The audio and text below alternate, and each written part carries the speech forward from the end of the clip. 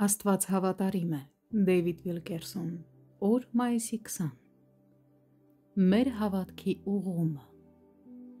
Ես համոզված եմ, որ մարդիկ պարտվում են, որովհետև կորցրել են իրենց հավատքը։ Քրիստոնյաները, ովքեր մի ժամանակ հավատք էին դավանում,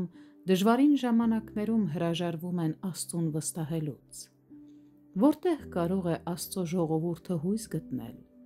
Սուրբ Հոգին ինձ հստակ խոսք ասաց. դու պետք է զորացնես քո հավատքը, ուղղիր քո սիրտը, որ վստահես Աստծուն ամեն ինչում և ամեն ժամանակ։ Մեր հավատքը ուղղելը նշանակում է կայունացնել, այն անսասան դարձնել, արմատներ գցել, դրա տակ սյուներ կառուցել և հիմքեր դնել։ Հակոբոսը գրում է. երկմտողը նման է ծովի հողմակոծված և տատանված ալիքին, այն մարդը թող չկարծի, որ տերիցը մի բան կառնի։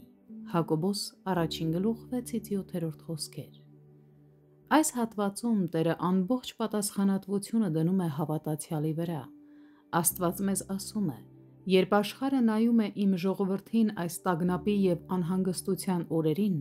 նրանք պետք է կարողանան տեսնել ձեր հավատքը։ Մինչ ամեն ինչ դողում է, հավատքն է, որ պետք է մնա կանգուն և անսասան։ Այսպիսով, ամրացրեք ձեր հավատքը և ամուր դիրք գրավեք։ Աշխարհը պետք է տեսնի կենդանի քարոզ, հավատքով ապրող տղամարդու կամ կնոջ կյանքը։ Նրանք պետք է տեսնեն, թե ինչպես են Աստծո ծառաները անցնում նույն աղետների միջով, որոնց նաև իրենք են բախվում, և չսարսափեն դրանցից։ Դավիթը նկարագրեց սա իր Սաղմոսում. որքան մեծ է քո բարությունը, որ պահեցիր քեզնից երկյուղածների համար և անում ես նրանց համար, որոնք հուսացել են քեզ մարդկանց որդիների առջև։ Սաղմոս 31:19 խոսք։